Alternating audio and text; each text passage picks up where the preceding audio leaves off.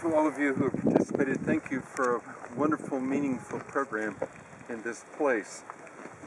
As you've heard so many times this semester, we're not exactly sure where, but it has to be in the neighborhood, right, where the shepherds were, because that's Bethlehem right there.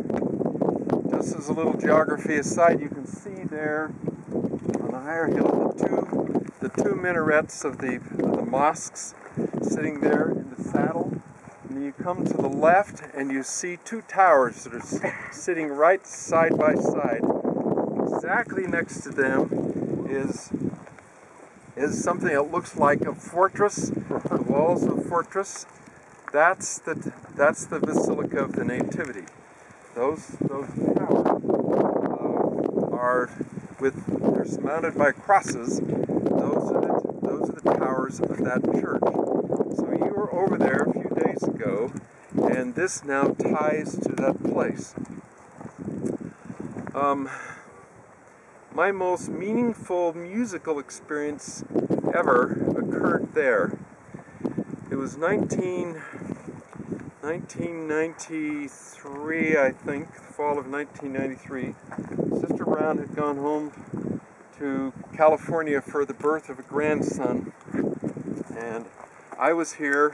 The students were in Galilee, and our organist was invited by the organist at St. Catherine's Church, the Latin side of the Basilica, to come for a program of Handel's Messiah. And she understood that it was to be a local choir, so we all bundled in the car with not a very high expectation going over there. We arrived in plenty of time at Manger Square. In those days you could actually park there. We arrived at Manger Square and were ushered into the church when the priest came out, who was the organist, he recognized her and had welcomed us in. We were the first people in the place. And we sat on one of those pews. It was, but when we went in there, we noticed that there was all kinds of scaffolding around the church with television cameras mounted on the scaffolding. There's a very nice up near the front of the church. There's a very nice place for a choir to stand. There's a place for an orchestra and so on. And then we learned that it was an orchestra and choir from Washington, D.C. who were in town for the taping of the Messiah, which would then play later on one of the network television stations in the United States that winter. So we sat there with rapt attention, watching the preparations going on around us and so on. People filed in, finally filled the entire chapel. The choir came, the orchestra came. Actually, the orchestra came first, warmed up. The choir then walked on. It was exactly the number of persons in the choir and in the orchestra that Handel had written into his musical score.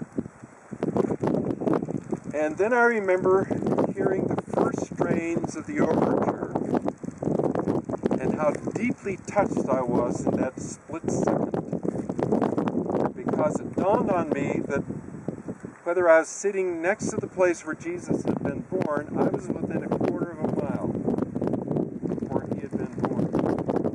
And that burrowed into my soul that I was hearing that music sitting in that place. And then the tenor begins the lines out of Isaiah 40. Comfort ye, my people. This wonderful, wonderful set of lines offering to Jerusalem her forgiveness for her sin. And that has stuck with me all these years as a memorable moment. I can still remember as a teenager, my mother would take me up to the Tabernacle in Salt Lake City for the Salt Lake Oratorio performance of the Messiah. And she would say, "You want to go with me, don't you?" And I would say, "Yes," not knowing whether I really meant it. But this was a moment not to be forgotten. Now, when we think of Christmas, we think of things like the Messiah. We also think of lambs and a little baby and cows and donkeys in the stable, a manger. We think of angelic messenger and shepherds and wise men and an angelic choir, all those kinds of things. If we cut off our thoughts of that and we go about 9 or 10 time zones that way, the scene is quite different in the New World. There, somebody had gotten a hold of the reins of government who were inimical, hateful of church members. And they had seized on the prophecy of Samuel Lamanite, who had uttered his words and disappeared, leaving sort of people wondering in his wake where he had gone and why he had said what he did. So they measured 5 years from the time of his prophecy.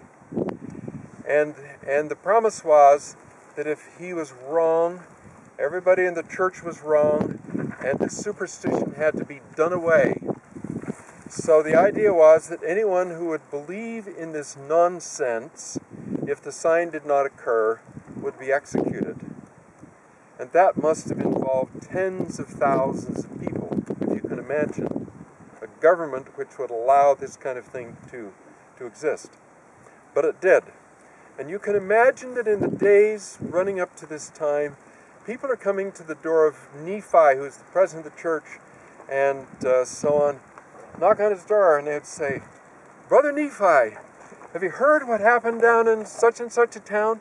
It says that we heard that this bunch of people broke into the bishop's house and roughed up his family and did all this and so on. Burned some of his treasure supply and the like." And then he would just close the door and go sit down, and here comes another knock at the door. "Brother Nephi, did you hear what's happened down in such and such a town?" And so on. It must have just been crazy in those days and hours leading up to the time that people had marked on their calendars would be the final time. So finally Nephi, in order to get away from all of this, we're told that he left his house. Right?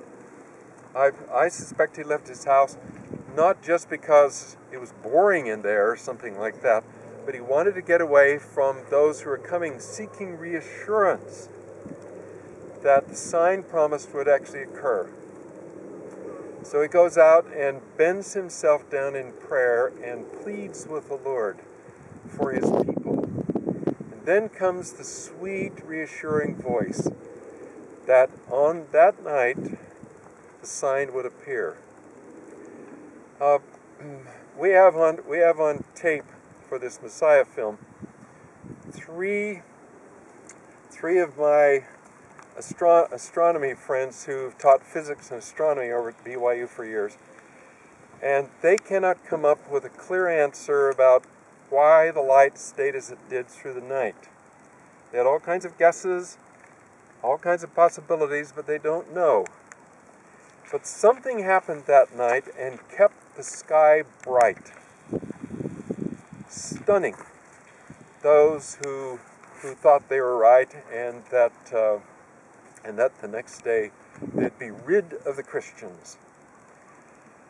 Well, as you know, things turned out okay, at least for a while, and one can imagine the relief that swept over people who believed and hoped and prayed that that day would come, as Samuel had promised.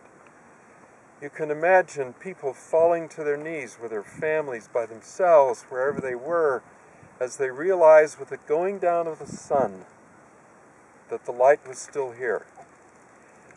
And that is the Christmas story somewhere else.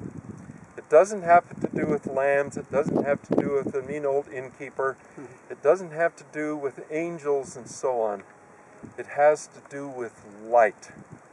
And the bringer of light had finally been born here, but the impact of that was felt on the other side of the world.